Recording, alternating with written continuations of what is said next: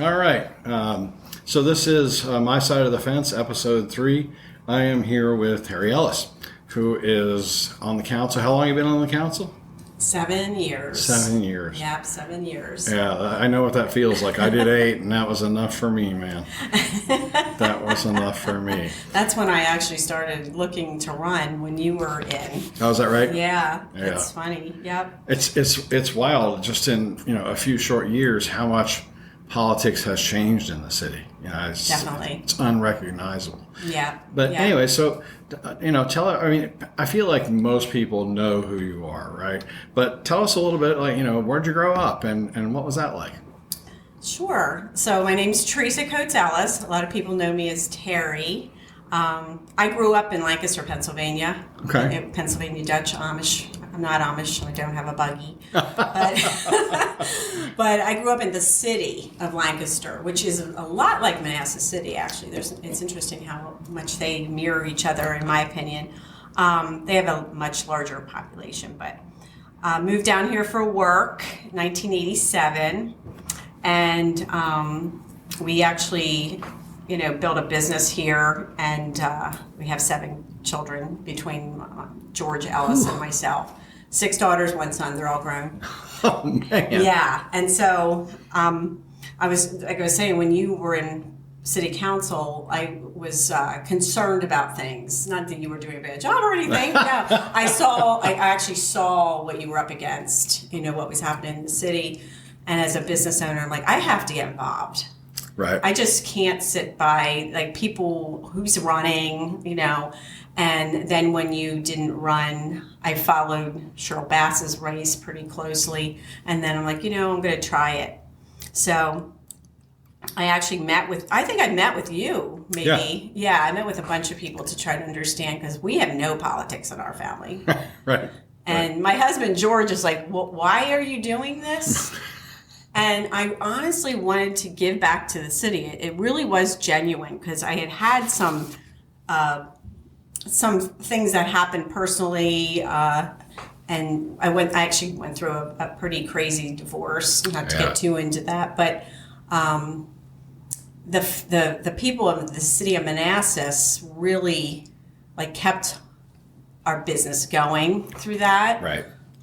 We had huge support with the schools, with my kids, and I just really felt like it's time that I get involved, because the city residents pulled us through, a situation that could have been, frankly, devastating. Right.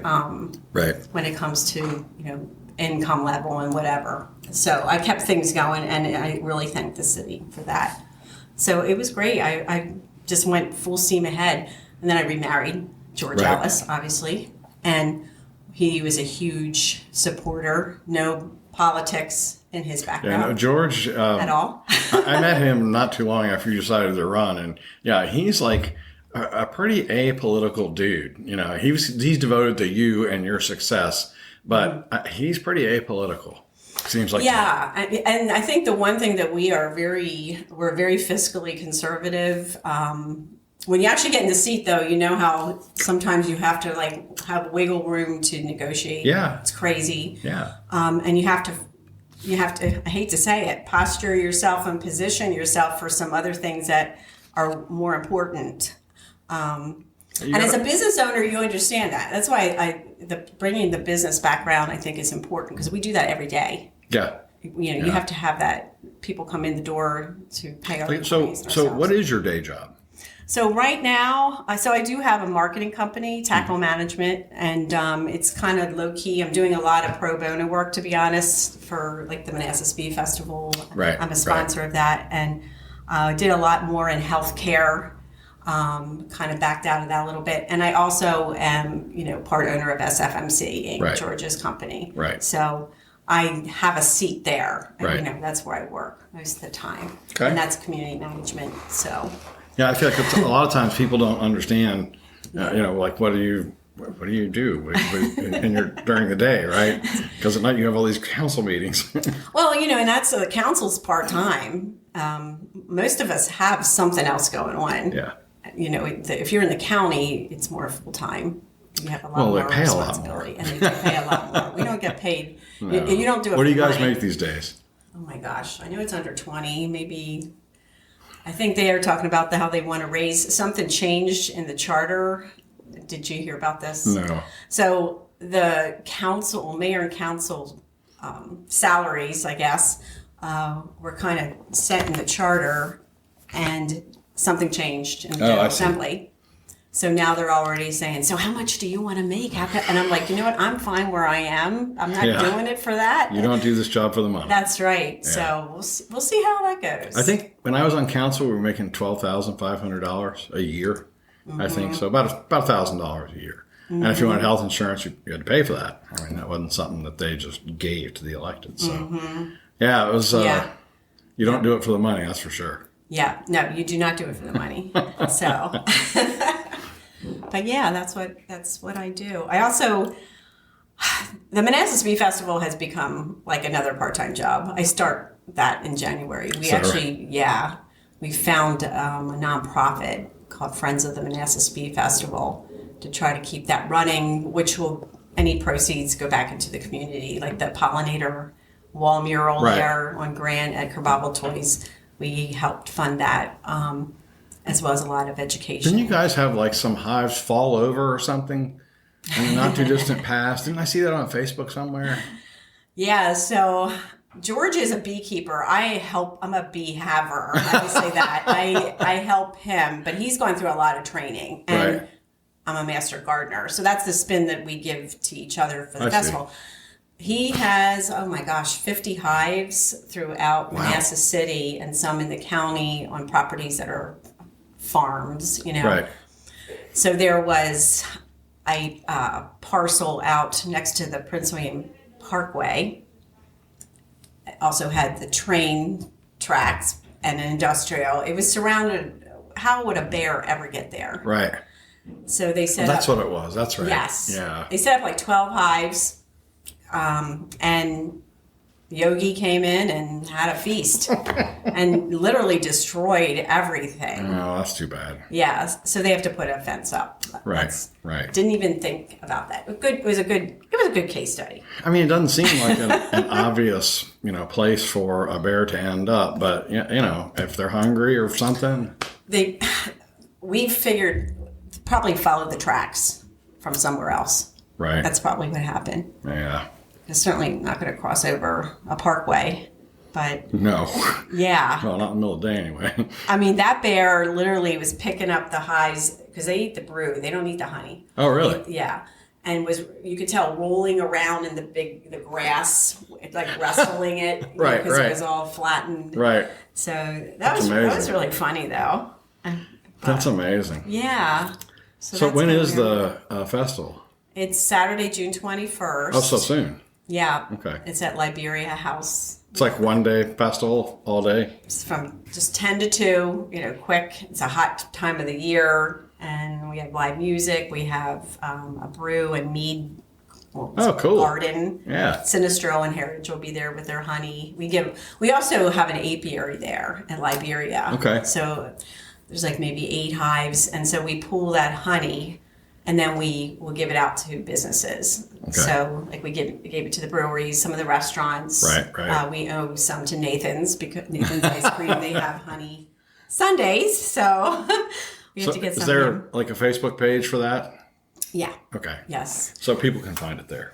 So funny enough, like 2 years ago, we had up to 10,000 people at that festival. Really? It's really a big deal. That's a lot. It was named, I think 2 years ago, the Washingtonian magazine named it one of the top summer festivals in the Washington, D.C. I mean, that's something for the Maryland area. magazine in the city Virginia. to do it. Yeah. I know. And That's Northern cool. Virginia magazine just named it one of the top 18. They come from everywhere. You wouldn't think. Yeah. Like the first year that we proposed this, because I brought it forth to be a Bee City USA in Manassas. I said, we should do this. We're Tree City USA. This is great. Let's have a festival to maintain the designation. And so the council members were like, who's going to come to a bee festival? Right. And we're like, well, it's maybe 300 people. We'll make it fun. We'll have live music and wellness and all that. We had like 3,000. We I mean, ran out of food and beer. That's a lot of people. Yeah. For a first-time bee festival. That's a lot of folks. Yes. Now, it was the first major event coming out of the pandemic. Right. Well, and it was an outdoor event, so people came. And they felt safer just outdoors. Yes. Yeah. So we thought, okay, maybe that's why. So the second year, we ended up, what did we do? We added something. We ended up adding like a 2K honey hike from Manassas Museum, so people could walk up there, and they would park, in the parking garage, kind of connect Old Town Manassas, which that worked out really well. And then we had like 6,000, and then we had like 10, and then it just kept going up. But like I said, background in marketing, was marketing the city of Manassas like crazy. Right.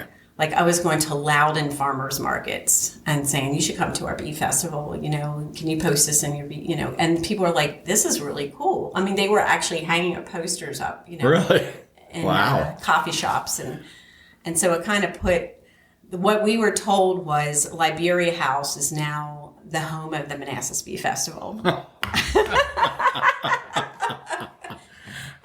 And worked out really well, because to put something there, you have to have some kind of historic significance at that.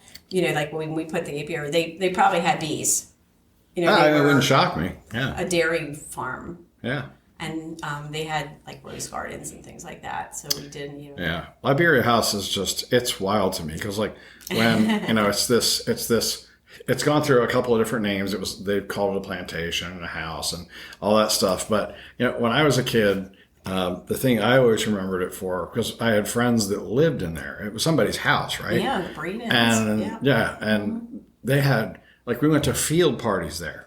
I've heard of that. And I'm not gonna talk a lot about it, but it's hard for me to look at that place and think, oh, this is this historic thing. I was like, no, I'm pretty sure that like there was a field party here. Didn't they have like a pond or something at one time? I think there was a pond there. Yeah. I remember hearing about that, like fishing pond or something. But yeah, and it's just kids doing stupid things typically, but like kids do. But it was, and that was kind of a, whoever wants to show up kind of thing. Yeah. So, we as a city, though, I think we had a missed opportunity there's a parcel. Do you know what I'm talking about? It's right on the corner of, behind the 7-Eleven. Yeah. There was a parcel there that was for sale. And I want to be honest, I even thought that was part of Liberia. I did. Right. And they built self-storage or something? Yeah. They came to the city. We heard about it. Mm-hmm. Like, do you want... And we're like, we got to figure this out. But it was, sold to them. They probably just got the best deal. It was kind of unfortunate. Yeah. The city should have looked at... This is my opinion, and, we should have looked at how could we protect that. But people do have rights to their property. People do. Yeah. Yeah. Yeah. They have a right to get the best they can out of their investment. So, well, and in Virginia, property rights are maybe even more deeply enshrined than most other states.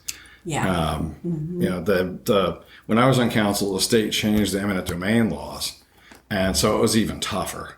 Mm-hmm. Like, it's not just something you do because, no. If you're going to condemn property, you're going to pay. Because they had just finished, when I was elected, they had just finished acquiring property to widen 28. And the amount of money that we were paying to landowners was just unbelievable. I mean, we had to do the project, right? That turn lane is a lifesaver. Yeah. But, it's tough. The property stuff is tough. And, the city buying land is... sometimes it's controversial, sometimes it's not. We bought that huge farm out there by the airport years and years and years ago. Wakeman? The Wakeman tract. And, it was, developing that was, at one point we had a huge concept, and we had a joint venture with the Lerner family, that owns like the Washington Nationals and stuff like that. And there was a master plan. It was going to have, I think, 2 10-story office buildings. And the downturn of 2008 pretty much killed all of that. And so since then, it's been a little bit more piecemeal. I'm not saying it's bad. I'm just saying it's not a master plan thing, right? Yeah. But so the city owned that land for I don't know how long, though. I think people forgot that the city owned it because they owned it so long. Mm-hmm. But then, lately the city has bought a fair amount of land, good, bad, and different. I'm not here to say that was smart or dumb. It just is what it is. But yeah, I feel like that's always controversial. Yeah, it is. I remember seeing the Mathis Avenue sector plan or the Mathis sector plan. Yeah. When I was running, I really studied all that. Of course, that was such a long time ago. It was still a plan. Yeah. There was a plan there. And if it makes sense, why wouldn't you? But I do remember saying, this plan's nothing until you have property owners that want to get rid of their property. That's you right. Can't, I'm not going to be a city person to come in and say, we want this, You have to. What did you think of that plan? I liked it. I thought it was good. I like the fact that it was, revitalizing the whole area as well as connecting. I liked it how it connected over to Quarry. Do you remember seeing that? Yeah. But, to do that, you would have to take out some stuff that's there. Yeah. I mean, it is an obvious redevelopment. That sector plan, I looked at that. The thing that bothered me about the sector plan, like you said, it was a plan, right? And it's and it's important to remember that it was a concept. It wasn't like we're ready to start laying bricks, right? Right. It seemed a little dense to me, and I think had we pursued that, however we could have done that, that the final product would have been a little bit more, scaled back. Mm-hmm. Just because even back then traffic was not great in that area. Now it's worse. Yeah, it's really bad. I don't know how you. The bypass should have went through. To me, that was a big mistake. Godwin extended. Yeah. So that should have went. That should have happened. I never loved that project, but and Hal did, and he and I kind of went at it a couple of times. I mean, just in good faith, right? Mm-hmm. Because my concern was that, you extend Godwin all the way out to 28, and then Godwin becomes what it was supposed to be, which is a relatively busy, 4-lane divided highway. And at the time, it was not. It was and it still is. It's kind of a sleepy, 4-lane divided highway. Mm-hmm. But I tend to think in retrospect that you're right, that should have been built. It seems like would have been obvious. some kind of relief, something. Yeah. And I think when we, after the pandemic, when people, more virtual work, people staying at home, traffic is a little better. Yeah. I think people lost sight of what happens when you get back to work, which is happening now. Yeah, that's exactly right. It's like there would be some relief. The VRE lots have cars in them at the end. So it's interesting. When you run for office, you usually go visit, the train. I call them the train people. Yeah. And lots of people, captive audience. And then during the pandemic, when I was running for, was that the pandemic? I was running for re-election. Yeah. I went, it was 2 people. And you know what I kept thinking? We have to be careful that we don't lose this transportation system. Yeah. It costs money. And they're going to start cutting. No one's using it. Let's get rid of it. Yeah. And they had to have been losing money hand over fist. Yeah. It's a crucial part of the solution. Exactly. And the future. Yeah. So now I'm sure it's up. The ridership is up again. So. Yeah. Well, as soon as Trump came in, he was like, you guys are coming back to work in D.C., like it or not. I mean, love Trump, hate Trump, doesn't matter. Trump's the boss. And, when the boss says you're working back in the office, that's what you're doing. Mm-hmm. So. Yeah. Yeah, the other, I thought it was interesting, the one piece of property the city bought that really kind of divided opinions that surprised me a little bit was the Old Town Inn. Mm-hmm. That purchase came about, it seemed like in a flash, and that was probably just a target of opportunity. Maybe the owner had a meeting with the mayor and he was like, look, I've had it. I want to sell this thing, but you're going to have to buy my business. And I think that's something that a lot of people miss out on. The dirt was worth whatever it was, $2 million. Well, we paid $6 million, but we had to buy the business. because the business had value. If he'd have turned around and sold to somebody else, he would have gotten that price because he was making money. I mean, there were people that stayed there. Cash cows. Yeah, I mean, it wouldn't have been my first choice, but you know, if you need a motel in Old Town, he put some money into it. You know, it's not the Four Seasons, but it was workable. But you know, now they've paved it, and my concern for that is that like people are like, change is hard, right? People are going to get used to that parking lot being there, right? And then you guys at some point will strike a deal with a developer, and you're like, well, we're going to get rid of the parking lot, and the torches and the pitchforks are going to come out. Yes, it will. I did not think that was a good idea. No. Yeah, when that whole deal. So the owner of that Old Town Inn, I think they had more interest in Florida. Oh, is that what it was? If I recall. And from what I was told, you know, because you also get pitches, you know, so you don't always know. Sure. And that the family, the younger part of the family, they weren't interested in it. So there was opportunity there. But, you know, you can build by right. Something could have went there, like a 7-Eleven. Not that I'm against 7-Eleven. No, that's right. That's right. We did need, we would have liked to have a hotel there. I mean, the hotel, like you said, wasn't the best hotel. There was a lot of stuff going on in the backside of that. But, you know, when parade came, my daughter actually stayed there once. She's like, you need to get rid of that hotel. She came from New York. And I was like, I know, but like parades, people go up there and they watch parades and things like that. Too bad we couldn't have found someone to make it better, you know, and just to go like that. But they weren't going to do that. No. It wasn't going to happen. No. So I voted for it. I always admit, you know, when I vote for something. I think it was the right move. Yeah. I mean, you have to control that. It's an entire block of Old Town. You cannot have crucial. some janky car wash or something in there. You just can't do. That's malpractice. I think you guys did the right thing. Yeah, I do think it's the right thing. Now, at the time, there was a lot of speculation. We have hotels that are interested, you know, and you're on council. You know how this goes. Yes. And then once it came to sitting down and talking about some of the interested individuals, there was disagreements on council on how to work the deal. Let's put it that way. Right. And it didn't work out. And so we then were looking at the property, and I was like, oh gosh, you know, we just have to we need parking. Yeah. So this is how this all evolved. No, you see this. I believe it. Where are they going to park? What hotel is going to come in if they can't have guaranteed parking? You know, you can do valet parking, but that's expensive. Yeah. I've been to a few. You travel a lot. You know, I travel a lot. You know what works and what doesn't.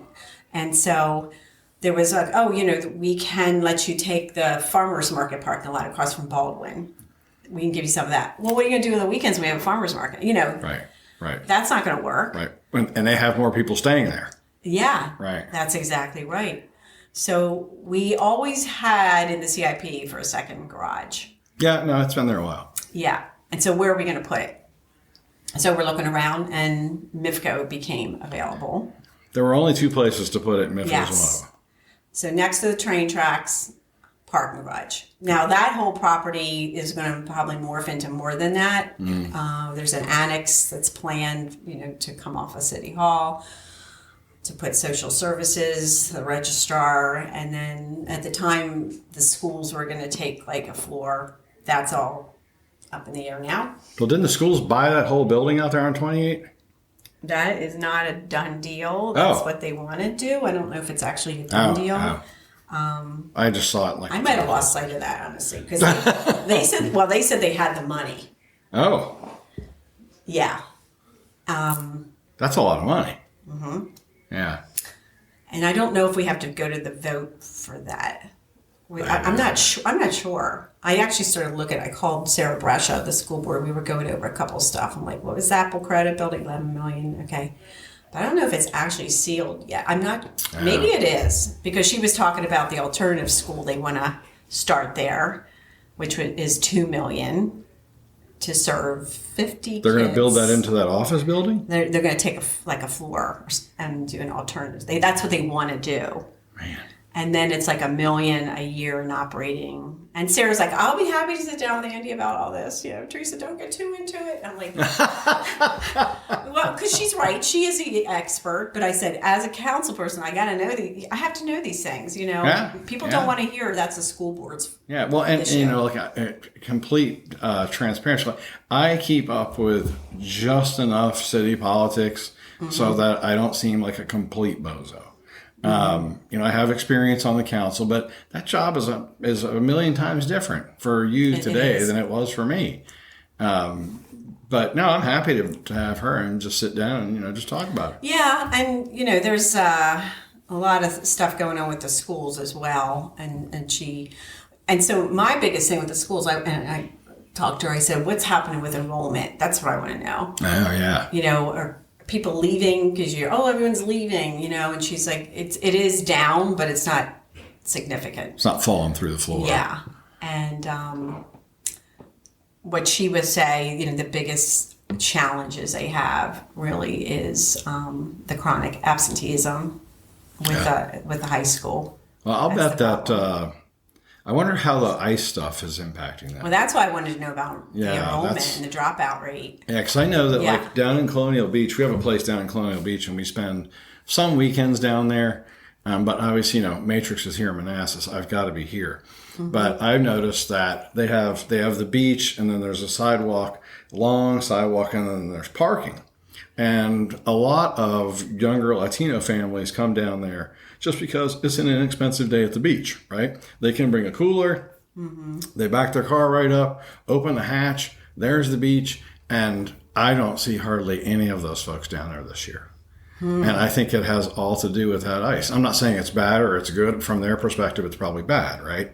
But it's just an observation that I make. Well, and that's why I make a lot of conclusions by observation. Yeah. You know, like what's happening with the schools.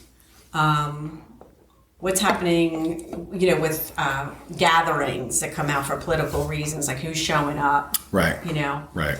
And I see our Hispanic community, which it's a touchy situation. There's a lot of hardworking people here who've been here a long time. Yeah. So we have to figure out how to make this work, because we've seen cycles where it's flipped. Yeah. And it can really be devastating to the local economy, housing market. However, I keep looking at the public safety part of it. That's what I'm focusing on. It's like, if we need to figure out who's here that shouldn't be here because it's a public safety issue. Yeah. Human trafficking. Right. And those things are real in Northern Virginia. Yeah, that's right. Yeah. Okay. Let's figure it out. The sanctuary city designation that just came out. You saw that list, I'm sure. I saw it. Yeah. So why are we on that exactly? You know, what is the defining criteria for that? Right. And it's kind of up in the air, like how that happened. The 287G agreement that went away in 2020. Yeah. It could be part of that. Well, and I wonder how much control Manassas actually has, because like our Commonwealth's attorney kind of, it's my understanding, I'm not a law enforcement expert, but she kind of determines the direction of that. Now, you know, she has a board of supervisors she reports to, but they ended 287G, and she doesn't seem like she's too inclined to prosecute those kinds of things. She's been pretty blunt about it, in fact. Yeah. Well, the jail board. The jail board, she's that's on. right. That's right. She's on it. The clerk, I think, is on it. The chief, Keene, probably the Prince William County chief, as well as the sheriff. There is a resident of the city on there, because we have 2 city representatives on there. Okay. And then a couple other people that, honestly, it's dominated heavily by the county. This is where I think we need to find more information. And we have talked to the sheriff, and we've also talked, I should say, the Republican committee. We want to see how is this really impacting the city with crime, with public safety. Yeah. The jail superintendent is supposed to be communicating with the jail board. If you're looking at 287G, let's talk about this. That's what we heard, where it all comes down from. I see. Okay? I see. And then, but there's no appetite on that board. There's some people on that board that want to have it discussed, but when it was brought up to bring it back, there was one motion and no one seconded it. And so if you don't have the appetite, what can you do? And then You can't. there was also a lot of question about what exactly is the impact of 287G on the community. I can tell you that on the community, I can tell you that when I was on the council when we negotiated that agreement with the FBI, I think it was the FBI, and we were, me and Avaney and we're wild-eyed pistol wavers, right? We want to lock everyone up and throw them out of the country, and they were like, "Slow down, cowboy. That's not what this is." Yeah, we're willing to work with you on people that commit violent felonies, rape, robbery, murder, things like that. The rest of the stuff that you have on your list, we're not all that interested in. And we pushed back and went back and forth, and we were like, we have a lot of problems with people that just continually get picked up for, misdemeanor stuff. And it's taking, honestly, it takes a lot of time for our police force to deal with that stuff. And they agreed, okay, well, if we have some stuff like that, you can put those people on an immigration detainer. And the one thing a lot of people don't know is even if they have an immigration detainer, they serve their sentence first before they get deported. And I don't think a lot of people know that. But to me, and I've been pretty public about this, 287G is good policy. You have to explain it to the public. Some of them are not going to like it, and that's okay. But when you say it out loud, you're like, we don't want violent criminals in our community, period. Whether they're here illegally or not. And if they're here illegally, well, if they've knocked over a liquor store and or whatever, stole a couple $1,000s worth of stuff, well, then I don't know that that's good either, right? So, I certainly understand there are people on the other side of that argument. I talked to a couple of them earlier this week, I think, but I felt like it was good policy when I was on council. We did not. There were maybe a couple of hundred in a year or 2 years, something like that. So not a lot. Yeah. So. And really, that doesn't come to council, No. That whole thing. That is something the jail board's responsible to do, working with that superintendent. Now, one thing that happened when it was the 287G agreement, there was the felonies stayed in it, like you were just saying. Right. But the misdemeanor list, maybe that needs to be reviewed. Yeah. That's what, because there's a lot of stuff in the misdemeanor list, like the different levels, so should we take a look at that? And so, but there is communication with people in the jail board about this. Yeah. We're just trying to be safe for community. Sure. Because as the city we got that donut called Prince William County, the court and jail And they're 10 times bigger than we are. Yeah. And so people are coming out, leaving the jail courthouse. This is some of the argument. We don't have numbers on this. Why are they getting dumped in the city? That's the jail with the expansion 3 years ago can hold like 1,400 beds. It is not 50%. It declined dramatically. Really? Oh yeah. When 287G agreement went away, it dropped significantly. Well, and so people are like, "Oh, well, that's great. We don't have so many prisoners." And right. But when how did that happen? Yeah. So it's they're not getting prosecuted. So that's right. What you say, they're not getting prosecuted, and that's what I think we have to focus on. The crime. We don't have, like murders and things like that. Not generally, no. But the human trafficking, the gangs, if they're there. There's a lot of fear also being spread in the community from certain organizations and people that want to keep our Hispanic community scared. And that doesn't help. No. It's like information is helpful. Like, how can we help you? Right. Right. Help you keep going or start over. Yeah. That is what's more important. So it's a difficult situation, but it is. But I think that as opposed to 15 years ago, where the relationships inside of the community were more contentious, probably. I think a lot of that, in my view, have gone away. And, the fact that we have people from, El Salvador and Mexico and all these other places is really become a strength of the community, at least to me. I mean, it's wild that, when 10, 15 years ago, I'd be like, oh, we're going to go to a Mexican restaurant. And now as you pull up and you're like, oh, that's Salvadoran. It's not Mexican. Yeah. And you know what that means. I'm just a kid that grew up in Manassas. And Taco. Yeah, I think, if only El Taco would come back. I loved El Taco. I can't tell you how many times I drove over there for lunch. And I'm not sure even what you would call El Taco. Yeah, you were still hopeful it's coming back. No, the diversity, I think that's definitely a strength of our community, the diversity. It's fantastic. But, if we got to make sure we're safe. Yeah. That's what it is. Like review everything and make sure we're safe. And some things we're not going to control. Honestly, the sanctuary city label. Yeah.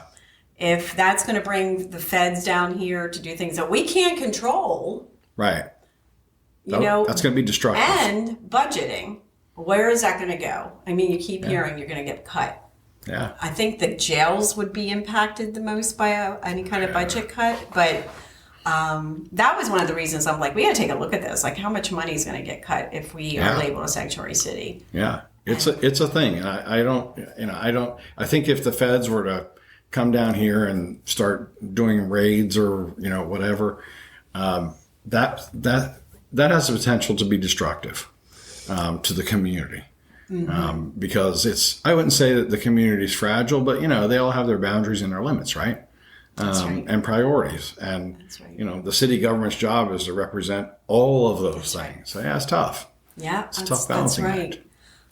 There's a lot of false hope, I think, throughout the years. Yeah. Fed to people, don't worry about it. Don't worry about it. Right.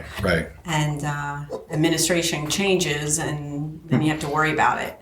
So. Yes, you do. Yeah. So, whole different topic. Is the budget done? The budget's done. Is it? Yeah. So the final vote was Monday.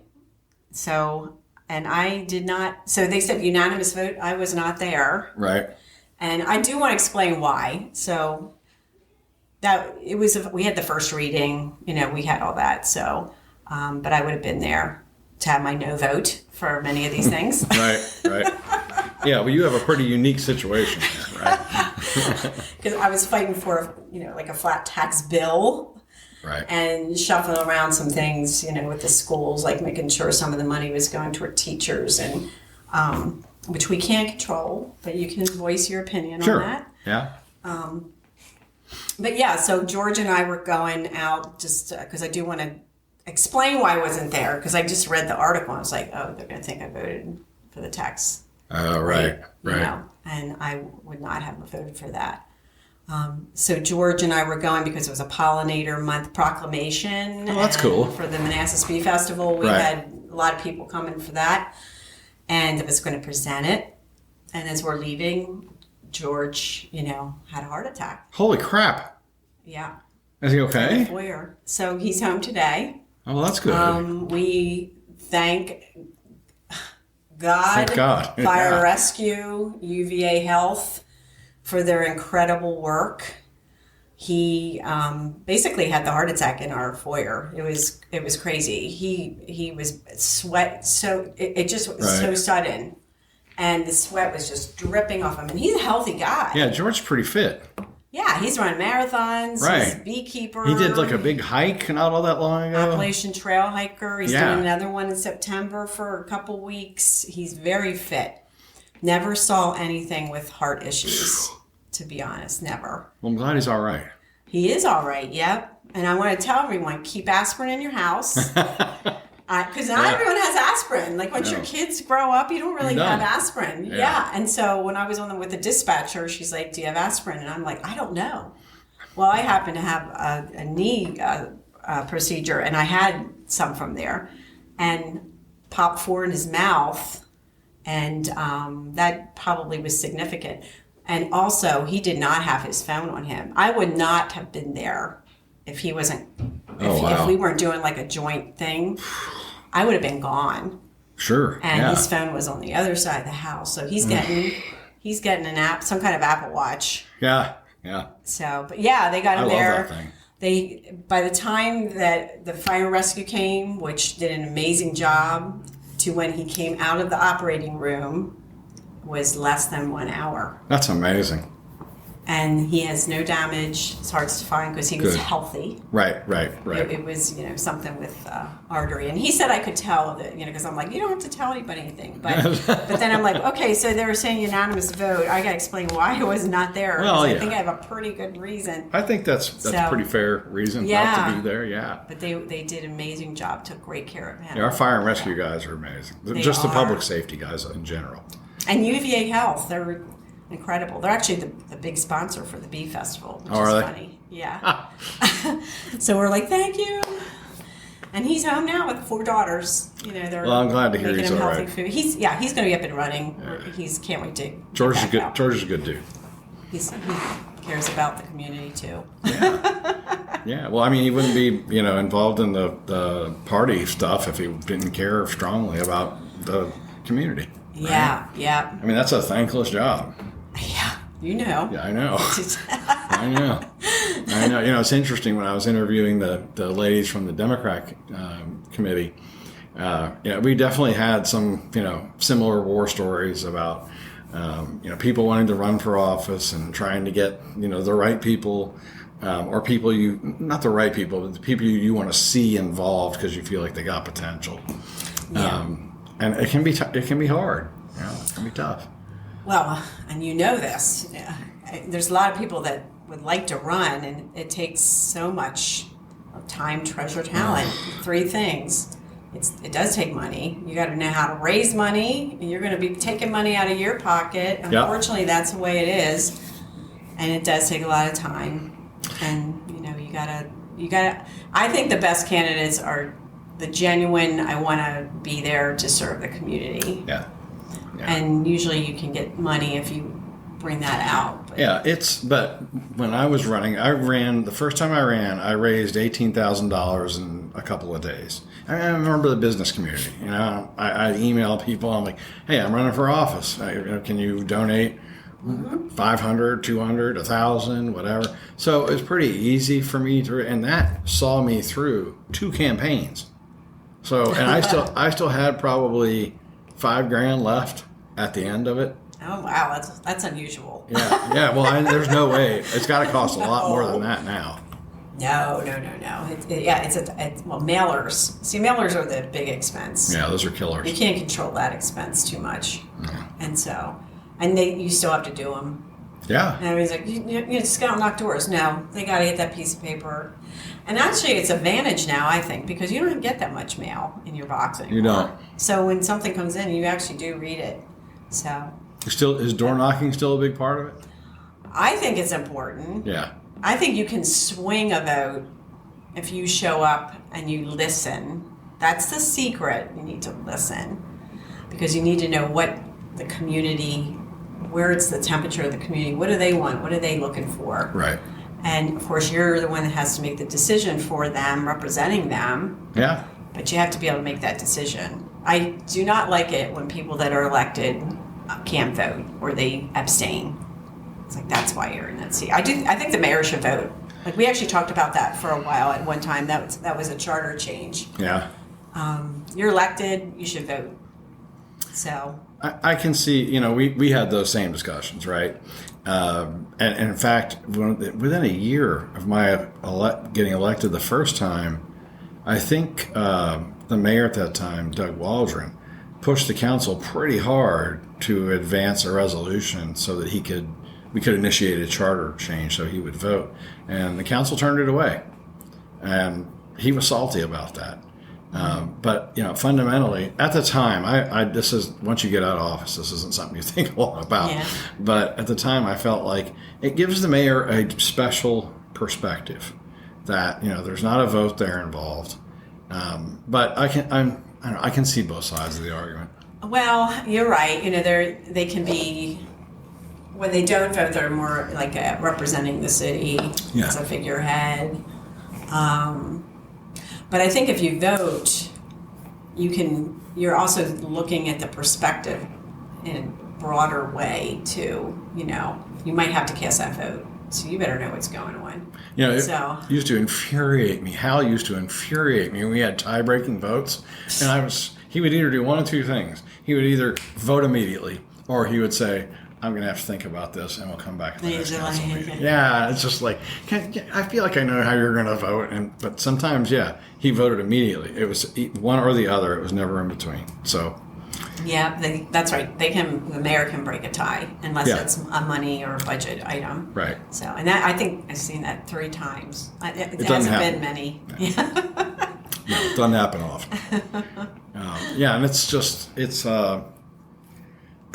there's a lot more partisan politics now than when I was in office. When I was in office, we had the GOP, and that was pretty much it. And so we ended up having as members and nominating to run for office people who were arguably Democrats, but they happened to be in the Republican Party. So it took the temperature down a lot. Yeah, definitely. What year was that when everybody started switching around? 2016? Something like that. Yeah. Yeah, 12, 16, when they moved Well, that's when the Democrats gained. Yeah, well, that's really what killed it. We moved the elections from May to November. Yeah. And, at the time, I supported the idea of having a referendum. I still think the city was better served by having the elections in May. People that voted in May paid more attention to what's going on in the city, and you have a city council election, especially in a presidential year. Those people don't know anything. They're like, well, I'm a Democrat, so I'm just voting straight D, or I'm a Republican. Yeah, the top of the ticket can really destroy a local campaign. It's hard to get your voice above all of that, and the president is spending millions. Yes. Statewide with all this messaging, and little city like Manassas kind of lost in the noise. Yeah, and what do we have, 44,000 people, something like that. And that's what, I know we always focused on voting local, think about the policies that are here. There was also a discussion one time, should we just all be independent and not have a party affiliation? But they ended up, that's what school board is now. Right. But they take on party affiliations, behind the scenes and endorse candidates. And stuff like that, so it's not worth the effort, really, because the letter is not on the ballot. There's no R or D. Right, but you got the sample, right? The sample ballot. Yeah, that's right. So it kind of makes it, what's the point of going through all that? But we do need balance. I always say that you don't want to have a lopsided governing body. We have to have the voice of both sides come to the table, or everything just goes through. Yeah. And then, there's no accountability. There's no, I'm the only Republican on council, and it is. That's got to be brutal. It is, but like you say, you have to pick your fights. I focus a lot on the fiscal conservative, being care about people's money. Right.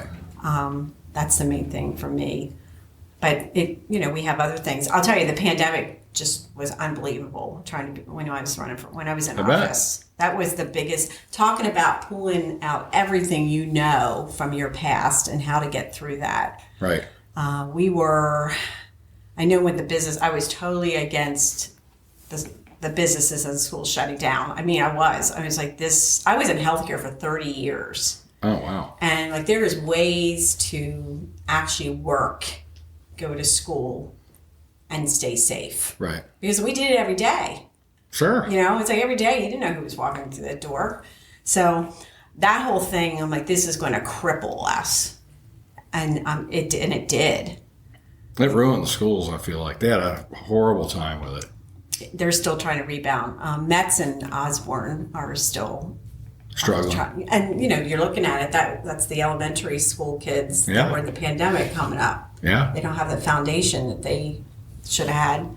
So. Yeah, I agree with you, like, especially on the business side. It was rough on the business side.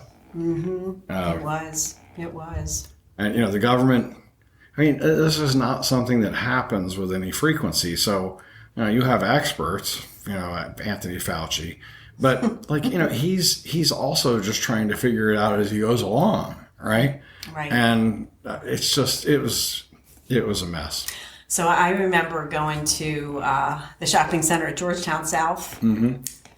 and there were grants that were out.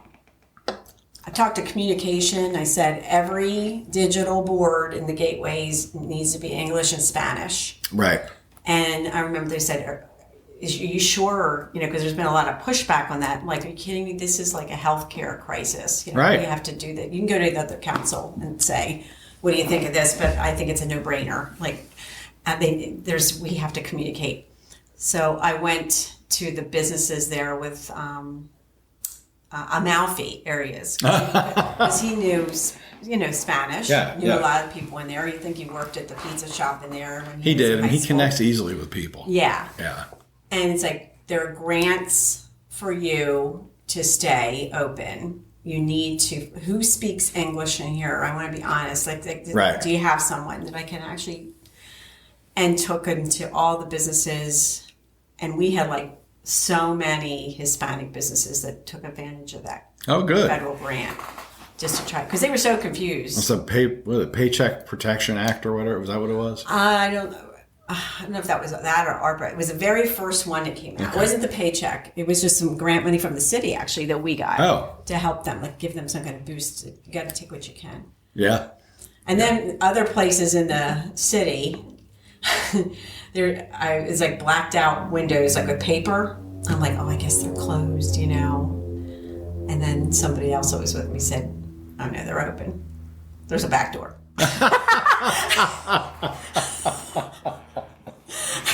And that was going on. People were like, I gotta feed my kids. Oh, sure. No, I get it. It's like this government, overreach right now. Yeah. They're not going to bail me out. There were bailouts, but... There were bailouts, for sure. But not to the small business owner that's just trying to keep their head above water every day. Yeah, I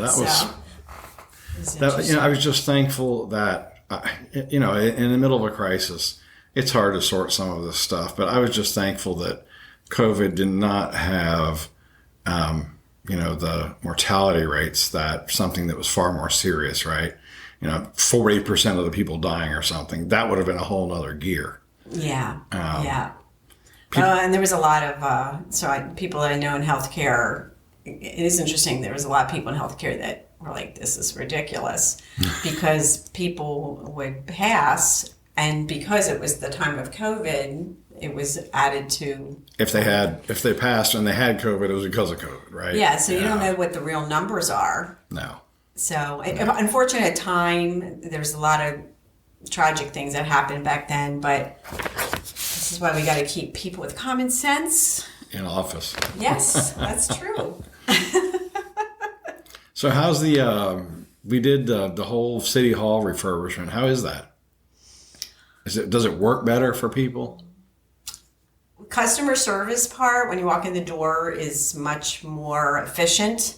You're not walking into a wall. You actually can go right to the windows and do that. Apparently, there are some little offices for council upstairs that I've never seen. I thought I was totally against that. Right. I'm like, we should be having meetings in Girardi's with people. If we want to sit down with somebody in the city, we need to be supporting the local businesses. That's the way you do it, right? Yeah. Why would I want to sit in City Hall and have somebody meet me there or work? So, my city office was Okras. Yeah. I use Ashton a lot. Yeah. Yeah. Ashton's good because it's also out of the way a little bit. Out of the way, and breakfast, lunch, and dinner from every scope of food. It's like... My only problem with the breakfast is that it's delicious, and I eat it all, and I walk out of there, I'm so full. But, yeah, that's a good diner. Yeah, it is. So it's brand new. I think there was some things going on there were some little quirks that had to be worked out. And then, but there's still a lot of people working virtually. Are there? So yeah, I know we have cell phone numbers. I'm like, why are we calling cell phone numbers to get people? Oh, they're not there. Okay. So why did we do that? That was all planned before the pandemic, though. Really, that was that was kind of on the CIP. I think it kind of moved forward, and then what, redoing City Hall? Yeah. I knew that. And also the hope was we're all going to go back to work. Sure. But it lasted so long, so that's why So the city still has a lot of people working virtually. I think so. Yeah. I don't. I understand. Well, there are certainly jobs that working virtually lends themselves to, right? But you got to make sure that, like, your customer service jobs and the face-to-face jobs, you got to have enough staff for that, or your citizens just get frustrated. It's just people being people, right? Yeah, and it might be like a couple days in, couple days out, but that's the one thing that really upsets me when I have to leave a message for somebody. Yeah. It's like, you should be answering that phone. Yeah. This is not, you're here to service everyone. They don't know who I am calling. Right. So right. So it's funny, the deal to build City Hall originally, and this was long before I was around. Those guys that were on the council back then, and gal, were fiscally, they were tough, and they agreed to the debt to build the building, 4 floors, with the condition that the 4th floor was unfinished, so the city could not hire more people to put in the building. So and now it's like the opposite. You build the buildings and you don't have people coming into it. Yeah. And I guess one day it will fill up. But they're talking about the annex, and I'm just like, I don't even know if I support that. Right. Social services, they do need a home. Are they still over on Grant? Grant? They're still in Piedmont. Yeah, Piedmont building. And I don't know what the owners of the building, we don't know what's going to happen with that. So they work hard. Now they come to work every day. Oh, the social service guys? Yeah. Oh, yeah. That's a tough job. And in fact, we talked to them, because they do need more space, about moving somewhere, I think on Manassas Avenue. Or can't they go to the DMV building, the old DMV? Or does the city still have people in there? There's no one in there. That was the customer service was put in there during that. Right. No, there's no one in there right now. That's probably going to be sold. So that's probably the plan out there was it was going to be something. Yeah. Either a parking garage or apartment. That's another thing. The Camden branch out there, you can have an idea, but you have to have people that want to do it. Yeah. So we have a second hotel coming out there. I think. Oh, yeah? You know that. Yeah. Oh, that's cool. Yeah. It's going to be the Hilton, I think, Homestead or Style or Home something. Whatever. Yeah. So we'll have a second one. And we need it. That True Hilton it seems like there's a lot of cars at the True. So it seems busy. Booked. Yeah. That's booked. And so, but we need a restaurant there. It needs some sort of anchor. They do. Yeah. They do. Yeah. So we'll see what happens. But maybe if you have a second hotel, you have enough people to feed that restaurant. Yeah. And, honestly, across the street, the Black Sheep and 2 Silos, that's a destination, right? There's nobody that lives there. It's a destination. Mm-hmm. I don't know if you can pull that off out at Cannon Branch, but that sure would be cool. Oh, I think it would be great. Yeah. And actually the water there, the runoff ponds, which there was discussion, which I kept saying, we need to build up some kind of a walkway around that to make it a place to go, like an outdoor stage one day. And it's like, well, we got to get a restaurant first. Yeah. You can't put the cart before the horse. No. And I'm like, okay, got it. So, yeah, lots of things going on. Marsteller we bought. Yeah. Another one. That's one I didn't see that coming, but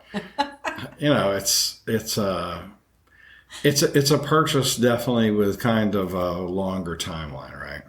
And that's our I voted for that. The money bugs me, but I don't know that I hate it. So the reason I supported that is the parkland, right? Which with GMBL. getting more parkland, more fields. The threat of that land, is real. Oh, it could have flipped, sure. And so it's like we got to do something. So when that came up, now the actual building, I'm like, the community center. I don't see. It's going to be really hard to make that work. Yeah. Where it's worth the money, and they kind of jumped on it. Oh, we're buying it for it to be a community center, and I'm like, I think we need to talk about this. There's other things that we can do. I thought there was also talk about putting like a new fire and rescue station there. So the plan is to take off a wing of that Marsteller to have enough room to put another fire station.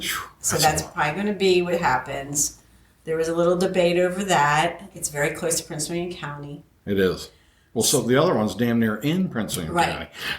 So now you have two right there, Yeah. and they serve whoever, That's right. which they should. But how much is that, the investment that we have to put into that? Well, they ain't cheap. Is it the right place? Yeah. So the right place, in my opinion, would be closer down towards, because the one on Centerville Road is pretty, old. It's old. The life of that is limited. We should focus more down in that area, I think. However, it's going to probably be at Marsteller. The community center, the Boys and Girls Club is a community center.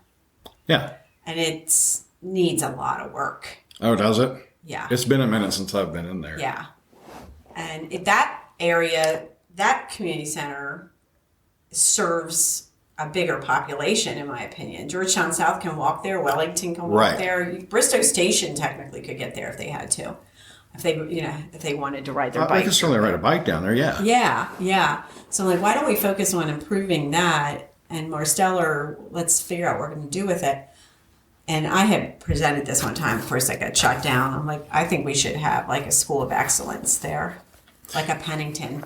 That was what I wanted there. Well, I tend to think you're more right than wrong. I think that the city, I haven't had these discussions all that frequently since I got out of office, but I did get a lot of people asking me like, the city has such a small system. Why don't you guys do something like Pennington?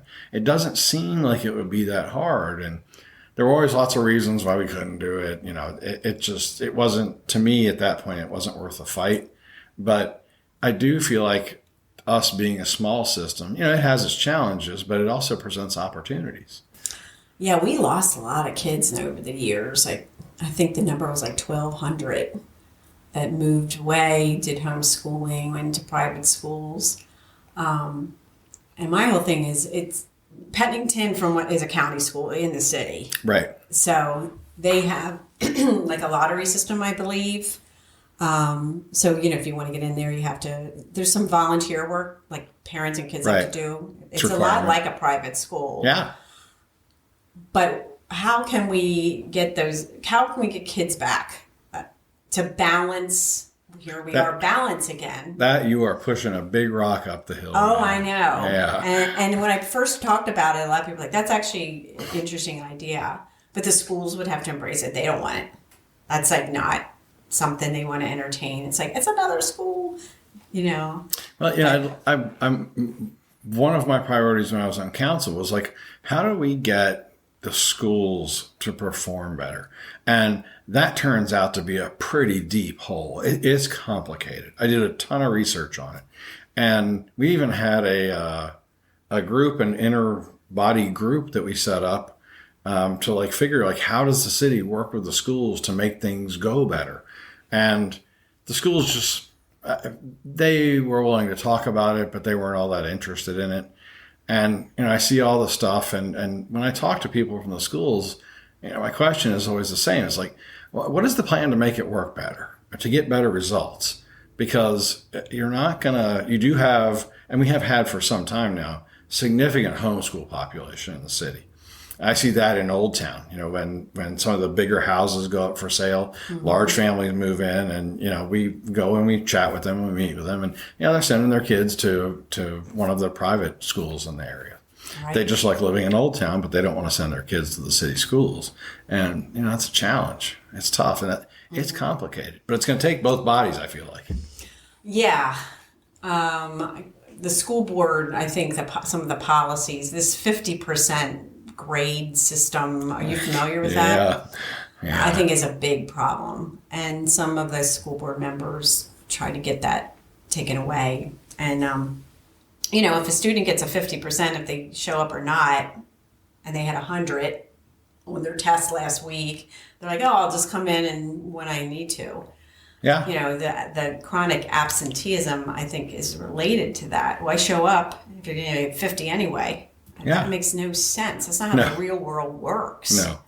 And so that's bringing down, you're a dad, kids will get away with whatever you can let them get away with. 100%. If you're like, they want, and as a mom of 7, structure, rules, accountability carries a long way. And I think the teachers agree with that. I think, the ones that I've chatted with, they, especially if they've worked in the system for a year or two, I think they feel like that would make their lives a lot easier. Mm-hmm. Yep. The school administration, like, we've got your back or whatever. But well, that's why the SOLs are.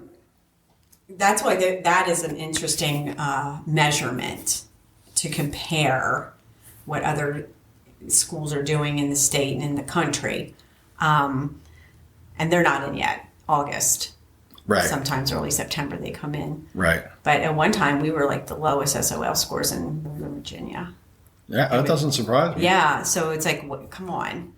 We got to do something. Yeah. And the city, the council can support the budget, but we can't tell them what to do. Mm-mm. And so when very good crafty messaging when you're saying this is going to teachers, because how are you going to say we're not going to support our teachers? Right. But they get the money, they can do whatever they want with it. Yeah. So. Yeah. We can allocate it by category or something. I think I remember from back in the day. Yeah. But you can break down. There's been a lot of problems though. Like past superintendents got money for something and spent it on something else, and then there's like a trust issue. I hope we can work with the school board. I think we all want the same things. It's just you got to figure out a way to get there. Right. So, well, and they have autonomy to run their shop the way that they want to, but it's both bodies. When I was looking into how to do this, it's clear like this is something both your council and your school board have to believe in.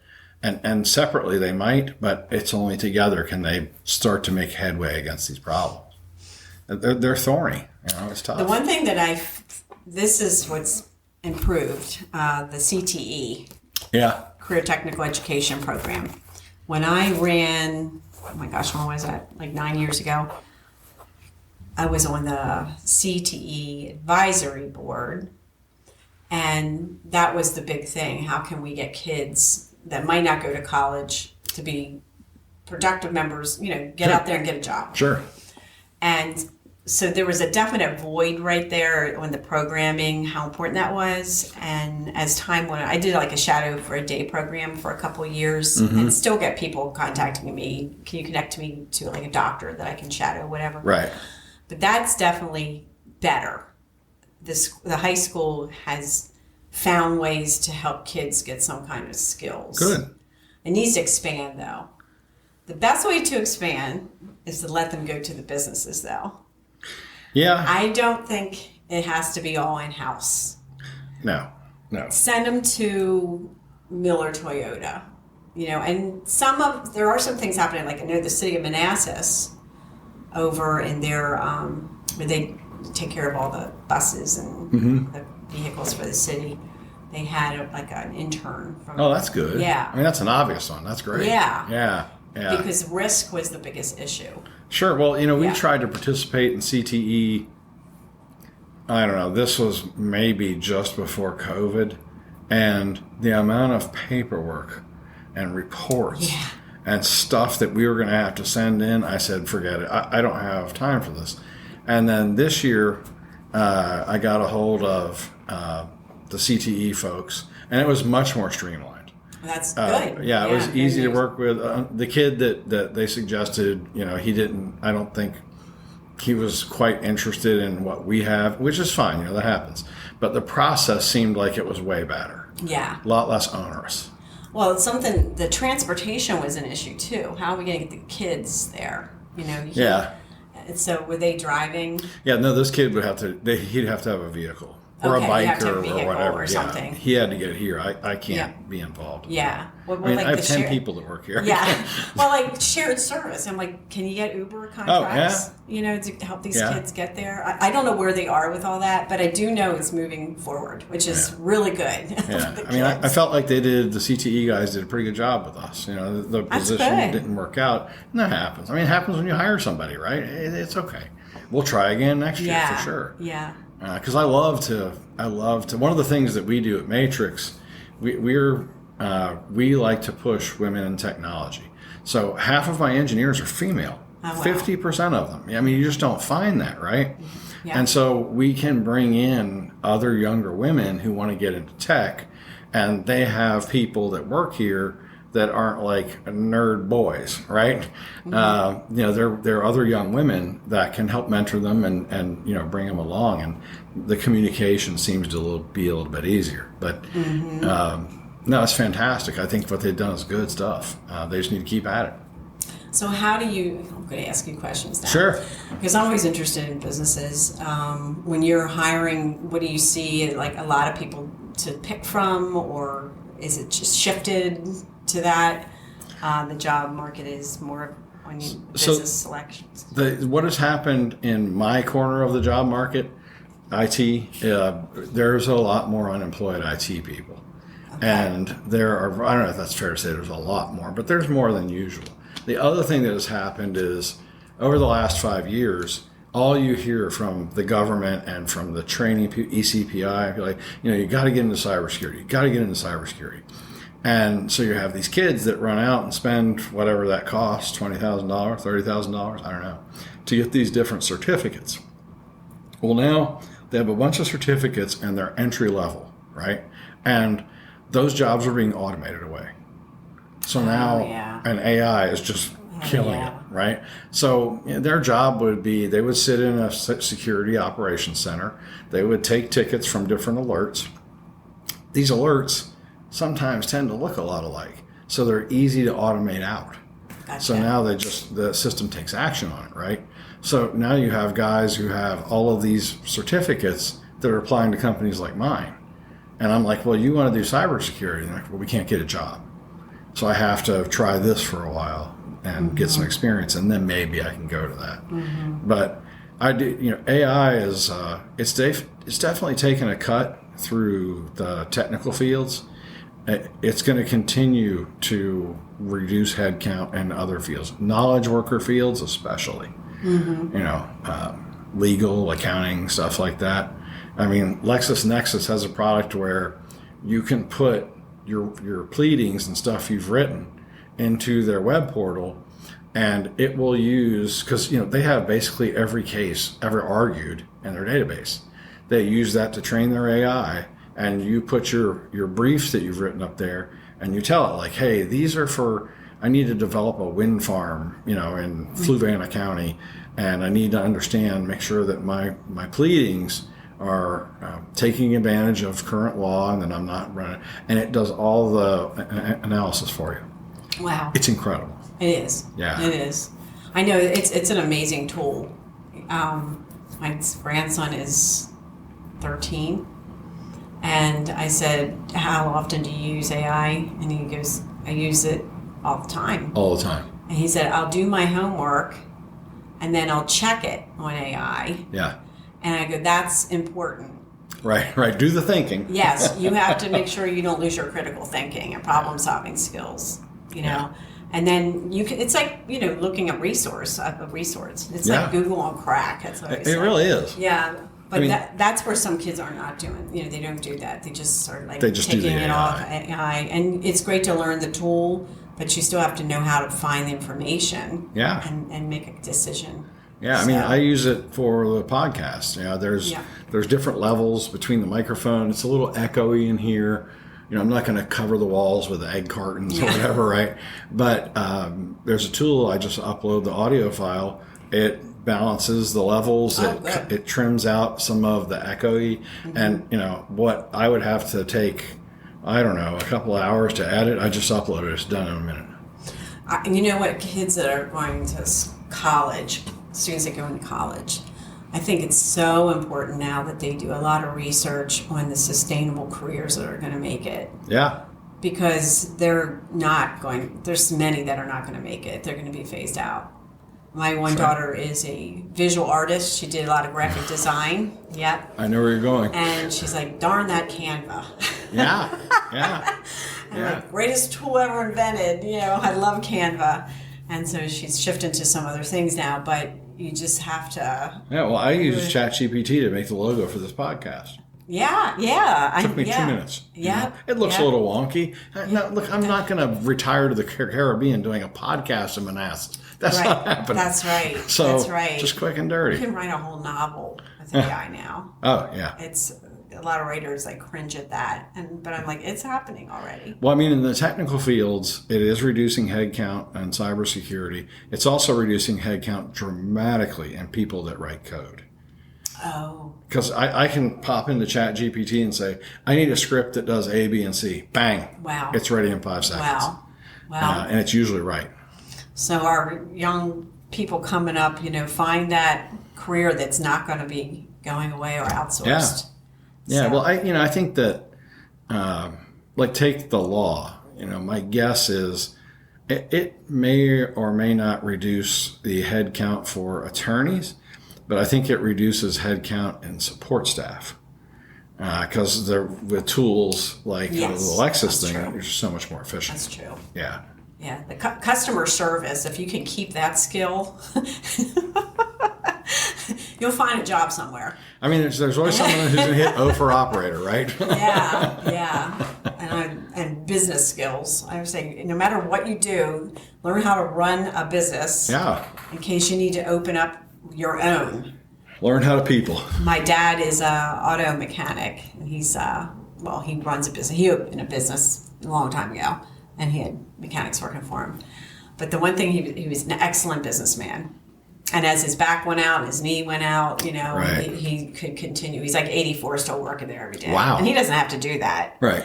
But he's like, no, it keeps me alive. And that's the key thing. The people that can't run it, they have to figure out another career. Yeah, it's tough. I mean, the country has spent probably the last 30 years telling kids that, if you don't go to college, you're just not going to amount to anything.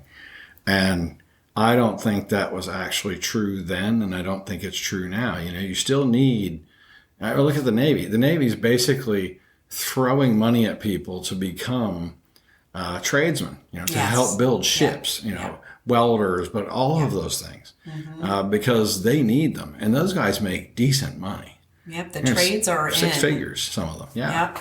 We just renovated our basement. Once all the kids are out, we're like, now we can have a basement. It's like a party room, a secret party room. We took down the ceiling tiles, and you'd be amazed what we found up there.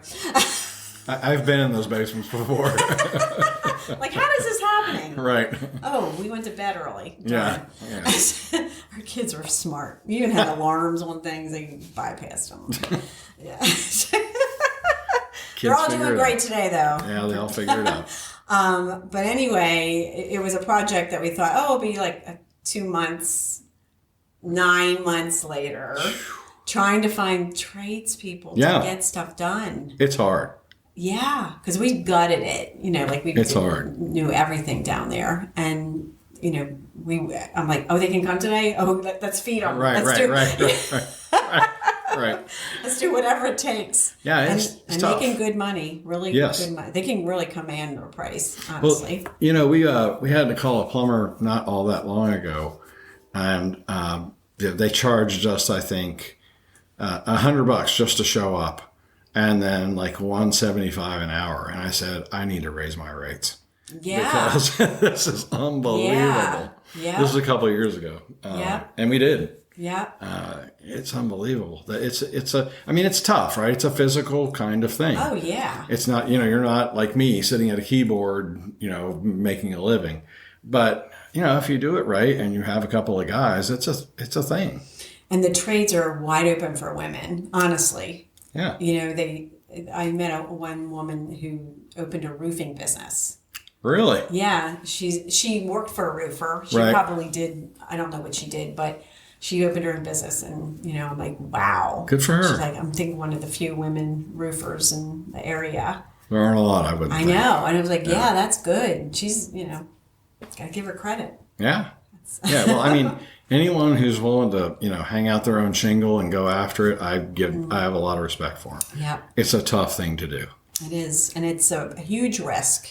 Oh, yeah. And when we opened our business, because I had a business and George had a business, now we're kind of working together.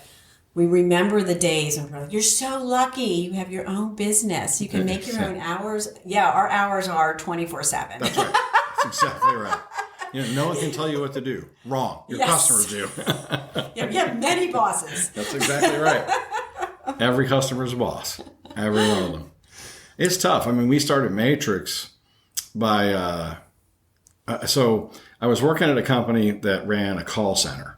And I was an Oracle database administrator. And it was a pretty cool company. But the CEO made some unfortunate life choices, I'll just say that. And his partners kicked him out of the business. And his CFO came in to run it. And this was about the time that the internet was really starting to, people were starting to say, like, this is going to be the next big wave. So about, 1998, 97, somewhere around there. And I kept lobbying the CFO, like, look, let's set up a customer portal so that not all these people have to call us. They can just fill out a web form. And he said, no, I'm not really interested in that. The guy that we kicked out, it was his job to run this thing. I didn't want to run it. I was just an investor. And he was somewhat older than me. I was probably, 40, and he was probably in his middle to late 60s. And we went to lunch a couple of times. And, the situation at my job, it was just kind of going down the drain. The company was kind of falling apart.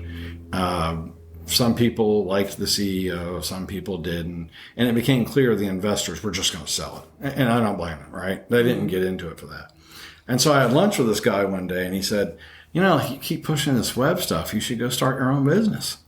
And I said, well, I don't know. Look, this was 1997 or 1998. I had a mortgage and a 1-year-old. And he said, well, you should think about it. You should get going. And about a month later, we went out to lunch again, and he started giving me a hard time about it. And I said, fine, I quit. And I got in my car, and I was driving home, and I called Sarah, and I said, we just started a business. Did she give the thumbs up? Sarah puts up with a lot from me. That was a tough time for us.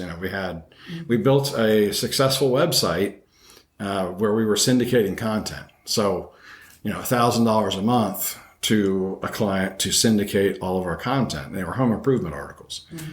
And so we went from $0 a month to a fair amount of income. And then the .com crash happened. Well, all of our customers were .com companies. They all went out of business. Oh my gosh. And so we went from making a decent living to zero in the course of about 2 years. And I was like, well, I don't know what I'm going to do here. And I said, well, I don't know. I've got 8 years of IT experience. And in Northern Virginia back then, there was a dire shortage of IT talent. There weren't, there was none of these training places. Yeah. If you had IT training, you came out of the university, but you generally weren't working in small business. You were working in enterprise. Right. So I said, well, I made up a logo. I got some business cards printed, and I started knocking on doors. And I grew up here, so it wasn't. It was. We had a lot of lean years, but connecting with people, getting an audience was at least a little bit easier. So where did the Matrix come from? So, and my first real job out of college, we actually started Matrix years and years before it became a full-time thing. I had another buddy of mine, Robert, and I started, just kind of a side hustle, doing IT help for people at home or whatever. And we worked in a consulting company. And back then, you weren't, when you had to transfer a large amount of information, you didn't just like mail somebody a USB disk. If you were working with the government, especially, you had to print it out. And so we were in the copy room, and there's reams and reams and reams and reams of paper. And the company that sold the paper was Matrix. And I was like, well, that was kind of cool. And then a couple of years later, the Matrix movie came out, and people were like, well, that's where you got it. No, it was just That's what I thought you were going to say. No, that's just some stupid copy paper that we... You like the name? Yeah, we like the name. It's funny how you do that. I know with the business tackle management, everyone's like, sometimes I'll get called, people want to buy bait. right. To go fishing. Right. I was like, no, we're not that tackle. So tackle, it was, because I was a single mom then, it was Teresa, Allison, Laura, Chris, Catherine, and Laura. And then I had this crazy E. And then I ended up marrying an Ellis. We have an E. Right. All the Ellises are coming on to tackle. And George's company, SFMC, this is actually an interesting story too. He was Service First Management Corporation. Right. Service First Management Corporation. So he opened his business. We actually worked. He was in Samantha's Corner on Mathis, and I was in Cobblestone Business Center. Right. So we worked. We didn't know each other. We probably went to the same 7-Eleven or Dunkin' Donuts. Right. Because we're both coffee drinkers and stuff. But so he went out on his own. He worked for Dubin and Associations, which merged later on with someone else as a community manager. And he's like, I have to make money. I got 3 girls. Sure. I got it. Sure. I can't make it. I'm going to take the risk and do it. So his one friend had Service, it was, I think, related to him somehow, Service First Insurance in Virginia. It's like that, Service First. So Service First Management Corporation, and then it morphed into just SFMC, because everybody likes just letters now. Well, right. That's a lot of letters. Yeah. Yeah, it's been quite a ride. Sarah worked in the early .com days. She worked for 2 different startups that went bust after 12 months. And then we were just lucky, she had a job with benefits that was paying well. And then, because we were still trying to build the website ramped up. She got laid off. And then, she found another job, and the .com bust happened. And the website went down the drain. And then Matrix, we started landing some clients like in Old Town, stuff like that. And, it just kind of went from there. She was the first employee, but only because she got laid off. Worked out. Yeah. Well, she called me up. She was very upset. And I said, I got laid off. And, what are we going to do? And I said, well, get back to the house and put on a Matrix shirt and go to Rector Construction, because they need help. Yeah. And she said, well, all of our eggs are in one basket. I don't want them all. I said, they are in one basket. Yeah. As of right now, they're in one basket. Yeah. And, it just probably, just like you guys, your dedication to your customers and making it happen. And it can still not work out. But if you have those priorities, it goes a long way. Yeah. Like my mom and dad, my dad was a mechanic. Right? His shop. My mom ran it. She passed away, I think it's 10 years now, but that's all I knew, family businesses. Yeah, same. Yeah. It's like, you can count on family, sometimes it doesn't work out. Like George's like, sometimes it's not the right person. Yeah. And then that could go bad. I was like, yeah, but I always tell my kids, I'm like, make sure you are marrying someone that you can hire. Right. Gotta be pragmatic about this. Yeah. You just never know. Right. Well, when I was a kid, my dad, he's a civil engineer. He had a degree from Tech. And he had always worked for the Department of the Army down at Fort Belvoir. But since he was a civil engineer, he got his land surveying license. And so when I was a kid, we would make extra money by doing house location surveys on the weekends. And, into the late 70s, that business really started to build because, people in Manassas has experienced, they were building Clover Hill and Waterford and all that. Yeah. And, it wasn't too many years before he bought that building on West Street, and that's where he moved his surveying and engineering business. Wow. And then they outgrew that, and they moved over on Mosby Street. But, I worked for that business. We had a window business, which was a horrible business.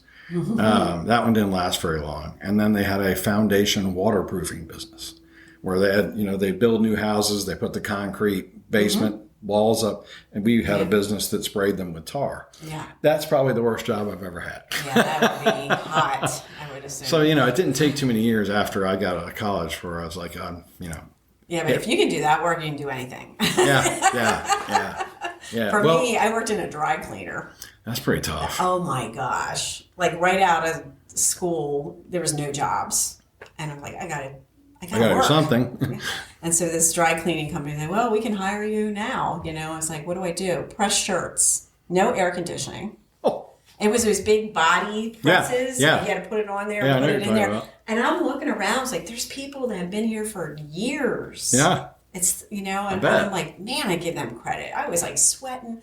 I think that lasted like 3 months, and then I got a job managing a toy store. And I remember going to the owner of that dry cleaner. I'm like, well, I got an opportunity. And he's like, well, you have to take it. I'm like, oh, yes. And I'm like, I'll tell you, you have a long-standing business. It doesn't matter. Like, people need this. Right. And thanks for the opportunity and blah, blah, blah. Yeah, that's... But toy store was easy after that. Sure, yeah. Yeah, well, I did an internship for an engineering firm over in Alexandria about halfway through college. And instead of going back and working, surveying an engineering firm, I was like, this is fantastic. I'm not out in the blazing sun. Yeah. But it gives you respect for people that work in outside or in conditions that are not... my son, 22 years in the Air Force, he retired. Right. Got out, was scooped up so fast because of his project management skills, like natural leadership, Right. And so it was an energy company, and they were doing EV stations throughout the country. And they're like, yeah, we just have no experience. That's what happens in Manassas. This is what happens in Manassas. So anyway, they're like, we're trying to put EV stations, everywhere. Right. Can you lead this? He's like, well, I'm going to work in the trenches with the guys for a couple of months. And they're like, you don't have to do that. He goes, no, I do have to do that. You gotta learn the gig, right? Yeah. I need to know what they're doing. I need to know that I respect them for what they're doing. They need to come to work. I'm going to treat them right. I'm going to take them on fishing trips, whatever. And that was I agree. That's what he did. And he's just doing great. He's hiring a lot of military people. Is he? Good. He's actually got like a funnel going, because a lot of people come out of the military and it's like, wow, I haven't had to apply for a job in 20 years or 10 years or whatever. Right. And so, but it does pay to understand the job from the ground up, in my opinion. It's a tough job to do if you don't, Yeah. I like, to me, when we're going through resumes for a position, if they have military experience, for me, it's a plus. Yeah. It really is. I mean, they don't always all, get hired by us, but, those resumes come out to be read. Yes, they do. So one of our daughters, Natalie, Air Force. So she's with George right now. I'm praying for George. Just kidding, Natalie. No, she's like, she was in intelligence. And she's like, I'm coming home. She's in Vegas. Her husband is in the Space Force. And they're moving back. He got a job at the Pentagon. Anyway, Natalie is tough as nails. Yeah. She's like, what happened to Dad? What did you do? Yeah, I was like, I swear I've been cooking more. I don't know where this came from. So she came back, and as I was leaving, she was going over the menu. She's like, "This is the menu. We're going vegetarian for a while." And so the other daughter's like, "No, they said that he could have like chicken and fish." He's doing vegetarian for a while, and George is taking a nap. He's checked out. So they started to like talk about this, and I said, "Well, Natalie, let's see how this goes." So right. I think we're having like black bean tacos or something tonight. Yeah. I mean, tacos are tacos. Yeah. I'm good with that. Yeah. So they are natural. Most of the military that come out, good people to work with for sure. Yeah. I agree. Yeah. I interviewed a woman who worked in military intelligence today, and her MOS was something like Human Intelligence Inventory Specialist or something. And I was like, that sounds like really cryptic. Yeah. And she was like, it's complicated. Yeah. I wonder. I don't know. Some things you can't even I don't talk ask a about. lot of questions. Yeah. They probably can't tell you anyway. No, I don't want to. How's your daughter doing? She's good. Yeah. She's good. She's she lived for a year in Chicago and then 2 years in Brooklyn, and then came back to live. She and her fiance lived with us for 3 or 4 months before we went to India for the wedding. That was amazing. It was, a wedding in India is nothing like what you have here. Mm-hmm. So we got a weekend long celebration. It's a week. It's a week. Yeah, it can be. Some you can have they're a little bit shorter, but the version that we got, it was a week. And honestly, it's like something you would see on TV. It's unbelievable. And the people in India are fantastic. They're so kind, and they in some of the more remote areas, like I stick out like a sore thumb, right? I'm a big white dude. So sometimes you get people that stare at you, but the people couldn't be nicer.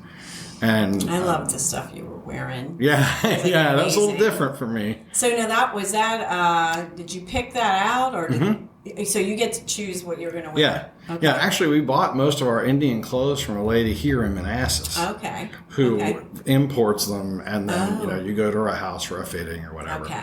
And I had input from like Sarah and Yash, because for certain ceremonies, different colors are appropriate. Okay. And his family, they treated us like, long lost relatives. They really did. It was fantastic. That's great. But I will tell you that trip is a killer. Oh, how long did it take you? 22 hours to get back. Oh, gosh. 5-hour layover in Dubai in the middle of the night. Oh, that was brutal. I bet. It really was. And, we had great seats on the airplane, that were laid flat. And I slept for a while, but you don't really, even on a bed like that, you don't really sleep all that much. Right. So, no, that was fantastic. So she's living here in Manassas now. They've got an apartment out by GMU. Oh, okay, great. Yeah, and in fact, his parents came over here to the States and stayed for 3 months, 2.5, 3 months. That's nice. They have a lot of family in the States. Oh, okay, good. Yeah, so they visited a lot of them and stuff like that. So are they staying in this area? Are they settling? That's an open question. Yeah. They both have fully remote jobs. Oh, good. And so that's great. I think they like living in the city, but I don't know. Now that they've lived out here in suburbia, there's places to go, and you drive a car instead of like in Brooklyn, you pretty much walk everywhere. Yeah. Or you get an Uber or ride a bus or whatever. So I don't know what they're going to end up doing, but it's he has kind of like one of those jobs you're talking about. Make sure it's not perishable. Like he's a data science guy and with a specialization in AI. Okay. So. Oh wow. Yeah. That's So great. he's killing it. Yeah. Good for him. That's great. Yeah. No. It's we're fortunate. Mm-hmm. We have 2 weddings coming up, I think, next year. It's like they're all going to happen all at once. Oh really? Yeah. We got.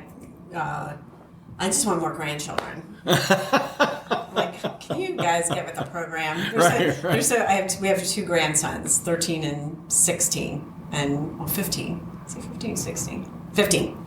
But he's got his permit now. So, and they're great. We're supposed to go on a cruise next month, so I don't know if George is going to go, but right. he might stay behind.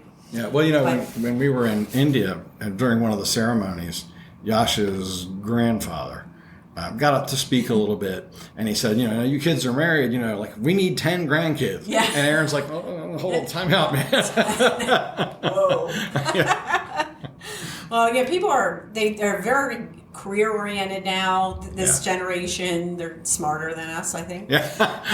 And they're trying to get their ducks in a row and they are. Everything, and they're definitely much more planners than I was, than Sarah and I were. Yeah. Yeah. So I've got to give them credit. So what for like the balance of the year for the council? Anything going on? So June 16th will actually be an interesting meeting that's coming up, where we're going to be talking about a private-public partnership. Oh, cool. Yeah, you might want to listen to that. I just heard about this. It's going to be presented some ideas. Like you said, there's some property that we have, and we have to start building relationships to get some stuff moving. Yeah. Manassas Avenue, we had a community conversations. I saw that. And got some good input. But the projections of 10 years from now, I'm like, whoa, who's going to be on council then? What's going to happen? Because it's the truth. You can say all you want. Yeah. But if there's a turn in things, you don't know. Well, when we bought the DMV building, the idea was we're buying this back so that we can put a decent sized commercial building on it. Mm-hmm. And, then those people all got out of office, and, the economy went to hell a time or two, and it's still all there. Yeah. So, yeah, you never know. Yeah. Well, then, we had the data center debacle. Yeah. And so there was no way to, all about that. I'm sure how that all worked with the bank. You can't control who they're leasing to. It's frustrating, right? Yeah, it's frustrating. The frustrating part is we didn't spend the money that we expected to get, so that's a good thing. However, it would have been good to be educated on the waivers that are out there for certain types of industries that go in data centers. Right. It wasn't by right. We never voted on that. Right. So they can go in there. But the public, real excited. $1 million a year extra, it's coming.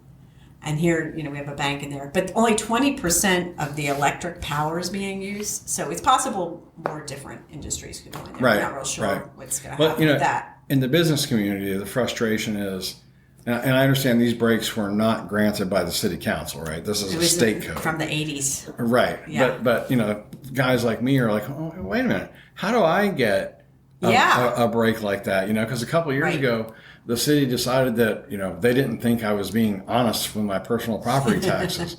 We called them to ask, like, what should we be counting? And we counted those things, and I guess they decided that we weren't paying enough, and they audited us.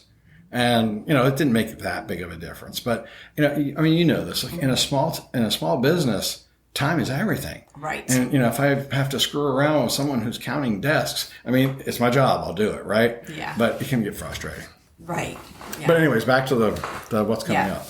And honestly, if we do have to be able to get in there and see what is going on, and it might be an audit, like you just said. Like, seriously. Yeah. So we have the 3 data centers on Dean Drive. 2 of them are AWS, I believe, and 1 is the same thing. But now Prince William County, they don't have any banking leasing in a data center, which is interesting. Well, and I don't feel like, at first I was frustrated like everybody else, but I had a chat with a couple of buddies of mine who are well informed in the data center space and stuff like that, and it came clear. Even though I was pissed off on social media, it was like, there's not a lot, because you can't control who their customer is. They have a right to lease to who they want to. No, I get it. It's frustrating, I think, for everybody. But you're right. Why can't other places get? Yeah. And the reason that they have a waiver doesn't make any sense. That needs to go. I'm sorry, it needs to go away. They need to relook at that. That was back in the days when the branches had all the equipment. Right. And there is some discussion about like who gets the break on that. It's where the branch is located too. Right. So Right. you could have a branch up in Alexandria with their equipment here. It's kind of fuzzy. They need to get that straightened out. So. I should probably have one of our state level people on here and ask them about that. Well, and I talked to a couple of them, like, why didn't somebody tell us about that? Like that. Yeah. What else has waivers? Right. Yeah, not real sure. I got to look at this, and like, yeah, you do. It's Yeah. actually a big deal when you're talking about $1 million a year. Well, that, and that's weird how a 50-year-old law ends up biting you in the butt. And that's always said that. That's right. So what else going on? So we got that coming. Let's see, what else? There's a couple things that are coming out. I don't want us to buy any more property. I'll say that right now. Enough is enough. I generally agree. Yeah. And so things, as you know, when people find out, the city's buying property, there's going to be other property coming to the table. So Sure. that Yeah. makes Oh, me yeah. nervous. Yeah. We got to keep ourselves together here. Make sure our reserves aren't being depleted. And I'm upset about the tax rate. It's going up like an average A lot. 7%, 12% for condos. So it's like, it's not that much money. But you know what? When you're out spending all this money, it doesn't make sense to do It's that. going up, what, $400 or $500 a year? That's Yeah, real money. it is. That's real money, It is. Especially when you want to talk about like affordable housing. You can't have affordable housing if taxes are going up hundreds of dollars per year without pause. Because the landlords, it's an investment. They need to make money on their investment. And as their real estate taxes go up, they have to raise the rents. Sure they do. So it doesn't work out. And then now it's obtainable housing. Obtainable housing. Obtainable housing. Let me just see if I have anything else. I was just okay, airport. So the FAA field review operations are compliant. That's a big deal. That's good. We're still waiting on the environmental review. That's still pending. Avport is the company that is the management. Yeah. They have a new CEO, so there'll be some stuff coming back. There's a bridge there, about Broad Run. Have you followed this at all? Mm-mm. So Broad Run runs under the I know there's a bridge runway. there now. Yeah. And the bridge, they have to do a lot of testing. I think it's a 50-year bridge. I think so. And it might be at 35, something like that. So they want to keep moving forward with that. So they're doing a lot of testing, putting trucks and things over it, making sure it's... Oh, right, because it could see a lot more traffic.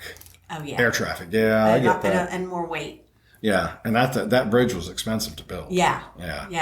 So that's kind of where they are there. The optimistic summer of 2026. And I'm excited about That'll that. be cool. I don't know about you, but I am. No, the airport, the airport's like an alternate reality, the way that the financing and whatnot works. Yeah. It's unbelievable. They always contribute to the general fund. That's really good. So the tax rates, all the tax rates, I'm sure. Yeah. $1.26 for real estate. We did raise the data center tax rate to $360, which had to happen. We were too low. Yeah. And Stafford's still pretty low. So you're going to see, That'll in change. my opinion, the data centers, although the money doesn't matter to them, It really doesn't. Yeah. It really doesn't. I have a buddy who does a lot of legal work in that space. And the stories he tells me, he's like, I don't know, I just send them bills and they send me checks. Yeah. The registrar's office is trying to have a bigger space before that annex is built. I think this is actually a good move. Oh, voter registration. Yeah, the registrar. I mean, it's with the way voting's changed, it's a lot busier. Well, during the early elections, it's really not safe there. So they might, we're still talking to them about moving for election time to Marsteller. Oh, that would be good. Yeah, I think that would be safer. That's way better, yeah. Yeah. Because especially people trying to get in and out of their cars right there. Yeah. Yeah. Yeah. So that's all I could think of right now. You have any questions or anything? No, I mean, I think we talked a long time. Well, we covered a lot of ground. It's funny, these podcast things, we're almost up, 2 hours? Jeez, people are like, how long is this? Yeah, well, it's funny because I started listening to podcasts about a month and a half ago. And, I would look at, I didn't know much about them. So it's like, okay, well, who's the top rated podcast? Well, it's Joe Rogan. Okay. So I go look at his list, and it's like, 2 hours and 57 minutes. And I'm like, who is going to listen to that? You know who? Me. Yeah. It's fantastic.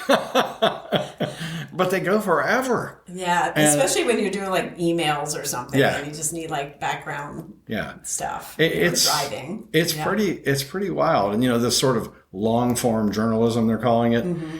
It seems like most of the popular podcasts, they run over 2 hours with no problem whatsoever. Yeah. Yeah. But it's hard to drill into more than one subject in, an hour. Yeah. Right? That's tough to do. That's true. We do have elections coming up. We do. Yeah. We got the governor race, lieutenant governor, attorney, and then we also have local, commissioner of the revenue. Yeah, because we have like treasurer and treasurer, commissioner, delegate, and I think that's it. Do the Republicans have a person running for delegate? The deadline is June 17th, so we'll see. We'll see. It's a couple people. Not me. I know. I'm done with all that. Well, I don't know how the people do it in the state office. Like Ian and Rochelle or any of those guys. Yeah, I mean, forever, right? They don't make any money really at all. And they're down there for at least 2 months. And they have to go back and forth with some regularity. Yeah, and they have to raise a lot of money. They do.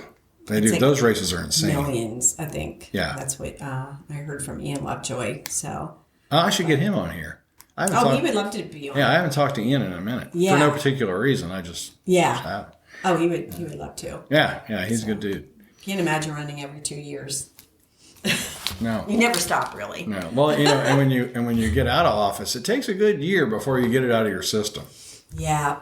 Yeah. It really does. I remember you started riding bikes. Yeah. Yeah. I needed a hobby, man. I could not. And the funny thing is, our place down at Colonial Beach, we spend a lot of weekends down there.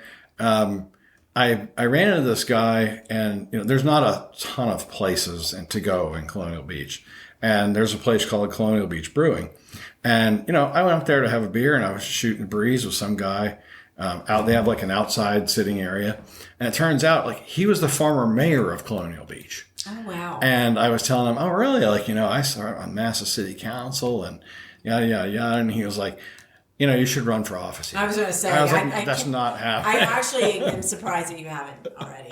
No. Sarah would murder me. She puts up with a lot of my mess. She would murder me. And I've been out of it long enough now that I'm comfortable with this. Yeah. I like doing this. Well, I think it's great. I like reading your opinions. Yeah. No, it's good. There's some people on council like, oh, the mean people on social media. It's like, you have to read that. You have to know, I'm not saying you're mean. Well, I mean, but opposition, it doesn't always, people aren't always going to agree. Right. And why wouldn't you want to know that? And that's okay. Yeah. It's not you're not bullying. It doesn't mean I don't like you. Right. We can disagree. Right. And there's a lot of times you agree, too. Well, I mean, the Tea Party at one point when I was in office was a big thing. You remember this. Yeah. And they gave me a hard time about voting for tax increases or supporting different ones. And Dan Arnold remembers this story well. I said, fine, guys, come on over. Let's have a couple of beers. I'll bring the budget books to my house, and we'll sit there and we will go through them. And we went round and round for about 2 hours. Well, in the meantime, like the sun had moved around and it was baking Dan. And I didn't register it because I'm so busy talking to 3 or 4 other people. Mm-hmm. Dan got this horrible sunburn on his head. Oh, that's funny. But, we didn't really come to much of an agreement, but we understood each other. Mm-hmm. And I like those guys. They're good guys. They just believe in what they do. That's all right. Yeah. Yeah. So, well, you need to hear all the voices. Yeah. Well, I intend to send all of the members of the council an email at some point and say, hey, you want to come on? Let's come on and talk about it. Mm-hmm. And I hope that they'll go and listen to the different ones that I managed to assemble and come to the conclusion, like, it's not some place where I'm going to, whip out my list of, gotcha questions. And that's not what I'm trying to get information out. Right. Yeah, that's good. Thank you for starting this. Well, thanks for coming by. It was great. I appreciate it. Enjoyed I knew that I've served as a Republican as well, so I knew you'd be early on my list. Yeah. Because I value your viewpoint, and you have a lot of experience, and things have moved on. And bring me back if you ever want more. I don't mind talking about stuff. There's some things that you have to. The stuff that's not out there yet, you got to be careful. Well, sure. I think it's good to keep. I told you I was going to try to start something. We're in the process of that. My daughter and I, hopefully, will get something out. But this is more of like promoting the city out to the outside of the area. Right. It's like an opposite of, hear what they're doing. Come to our city. Like we have Manassas Avenue that needs developed. Right. Big old town needs a hotel. This is a great city. Come here and invest in it. Kind of thing. I mean, it wouldn't be a horrible idea for the city to start a podcast of some sort, or joint venture with like the Chamber of Commerce or somebody. I mean, because the Chamber had one for a minute. Yeah, they did. Yeah. But it can be tough. I look down the road and I'm like, how many shows should I put out a week? Number one. Number two, how many people do I know that are going to want to come in here and talk about this? You'll find people to talk. I think so. So you just, what I've found that works, like if you just do it, get it out.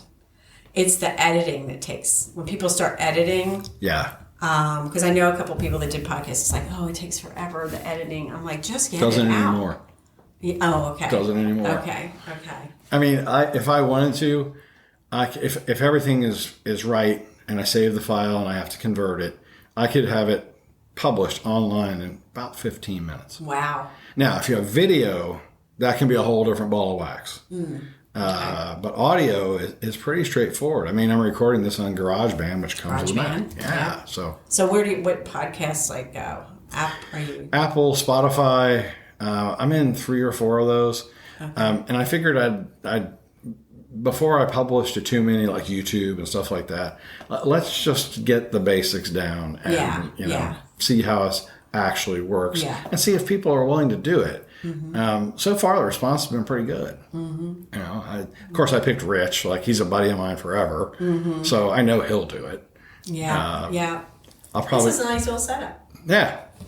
See, I want to take mine out on the road. Oh no, I'm not. I'm not doing that. Well, no, that's easy. For me, it's like keep getting out there and talking to meeting people and make it, like, can we sit in your business and do this? Yeah, well, it's not, I mean, you don't need mics like these. There's nothing special about these mics, but you don't need this whole setup. You can use, I don't know where I have. Ones. Yeah, you can use that, or I have a little wireless one that I use. Yeah. We'll see how it goes. All right, cool. We good? To go on the road with me. Yeah.